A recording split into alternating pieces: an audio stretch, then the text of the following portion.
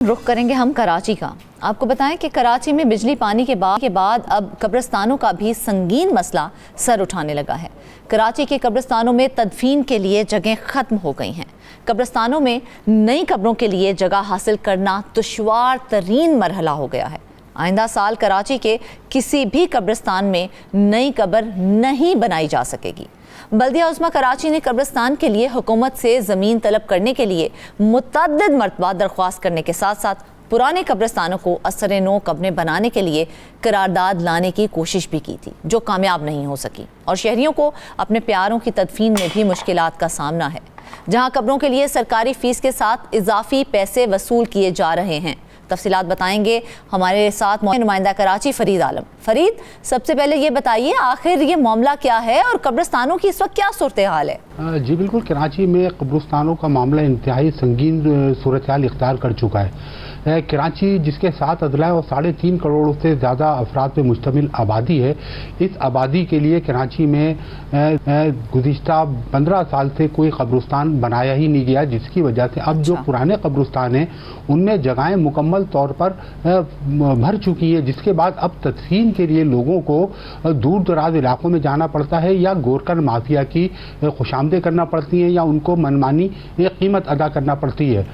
बल्दिया उस्मा कराची के ज़ेर इंतज़ाम कराची में 38 कब्रिस्तान है। इसके अलावा मुख्तलिफ जो समाजी इदारे उनके मिला के कुल 204 कब्रिस्तान है। कराची के 7 अदला, इन 7 अदला की आबादी को मद्देनज़र रखते हुए जो जिस भी अदला में कोई भी कब्रिस्तान है उसकी आबादी मुकम्मल, उसमें जो जगह थी मुकम्मल तौर पर भर चुकी है। बल्दिया उस्मा कराची की जानिब से मुतअद्दिद मौक़े पर हुकूमत सिंध से कराची में नए कब्रिस्तानों के लिए जगह हासिल करने के लिए दरख्वास्तें दी गई, लेकिन ताहाल हुकूमत सिंध की जानिब से अभी तक बल्दिया उस्मा कराची को कब्रिस्तानों के लिए जगह फराहम नहीं की गई है। हमने जब सर्वे किया इस मसले के ऊपर, संगीन मसले के ऊपर जो तेज़ी से कराची को अपनी लपेट में ले रहा है, तो हमने कराची के कब्रिस्तानों में जाके देखा तो कब्रिस्तान में कहीं भी एक छोटी सी कब्र बनाने की भी जगह नहीं है, लेकिन उन कब्रिस्तानों में तदफीन की जा रही है। वो तदफीन इस तरह की जाती है कि गोरकन माफिया को इलाके के हिसाब से जो पोश एरिया है या कोई मज़ाफ़ाती इलाका है या कोई मिडिल क्लास इलाका है, उन इलाकों के जो कब्रिस्तान है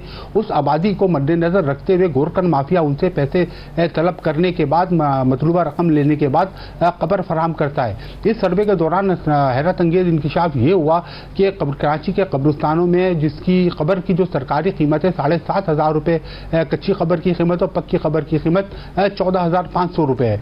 इस 14,500 या 7,500 की जगह गोरकन माफिया जो है 50,000 रुपये से लेकर 1.5 लाख रुपये तक वसूल कर रहा है। बल्दिया उस्मा कराची और शहर के मुकामी जो NGOs हैं उन्होंने भी शहर की मुख्तलिफ सियासी जमातों की जानिब से भी शहर में नए कब्रिस्तान बनाने के लिए हुकूमत सिंध से मुतअद्दिद मरतबा बातचीत भी की है, मुलाकातें भी की हैं।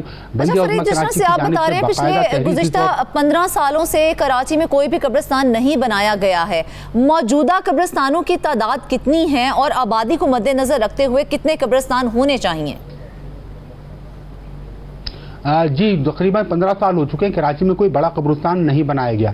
कराची की आबादी की अगर हम बात करते हैं तो 3.5 करोड़ से ज़ायद की आबादी है कराची की, और कराची की यह आबादी कराची के 7 अदला में रहाइश पजीर है। इस वक्त कराची में जो नए कब्रिस्तान बनना इंतहाई नागुज़ीर हो गए, क्योंकि इस वक्त जिस तेज़ी से आबादी बढ़ रही है उसी तरह लोगों के घर में पैदाइश भी होती है और अमवातें भी हो रही हैं।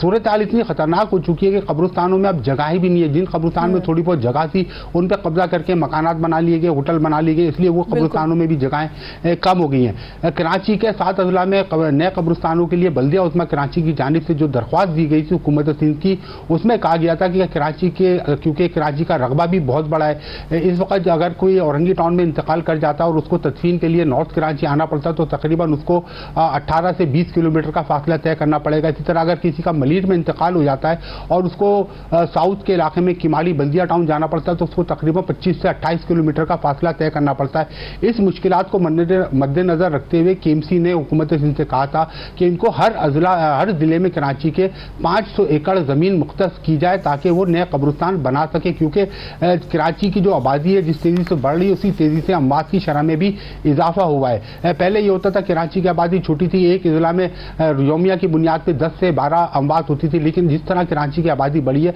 अब एक ज़िले में तकरीबन रोज़ाना 50 से 70 अमवात होती हैं। अब ये महीने में अगर हम इस तमाम मामले को जो है समझने के लिए हमने राब्ता किया है डिप्टी मेयर कराची सलमान अब्दुल्ला मुराद साहब से। वो इस वक्त हमारे साथ मौजूद हैं। सलमान साहब, सबसे पहले बहुत शुक्रिया आपके वक्त का, आपने अपना कीमती वक्त हमें दिया। ये बताइएगा कि जो इस वक्त कराची में कब्रिस्तानों की सूरत हाल है, क्या कहेंगे आप इस हवाले से? गुज़िश्ता 15 साल से कोई भी बड़ा कब्रिस्तान नहीं बन पाया है।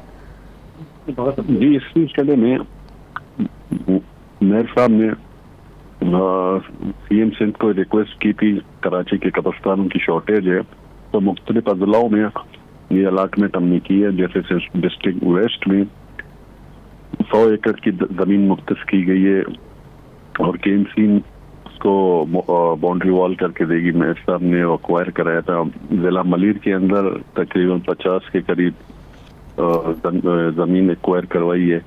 इसी तरह बहुत से जो जगह जहाँ पर हमें लैंड रिक्वायर मिलती है तो उसको सीएम साहब ने कहा, कराची शहर का एक बहुत बड़ा इशू था, मगर 15 सालों में केएमसी ने और हमने जब से ये इशू उठाया तो सीएम साहब ने इस इशू को टैकल किया और मुख्तलिफ अजलाओं में हमें जहाँ भी ओपन लैंड मौजूद है तो वहाँ पे हम एक्वायर करके दे रहे हैं। जिस तरह मैंने आपको 3 और तीसरा जिला है कोरंगी ईस्ट में भी 50 एकड़ के करीब 50 एकड़ के करीब जमीन मुख्तस की गई है, तो 3 अजलाओं में की है। और मलीर में ओपन लैंड ज्यादा है, उसमें एमडी सोसाइटी के बराबर में तकरीबन 500 एकड़ का जमीन है। वो भी हमने रिक्वेजिशन सीएम साहब को भेजी है ताकि शहर का जो इशू है, मेजर इशू, इसको सॉर्ट आउट कर सके।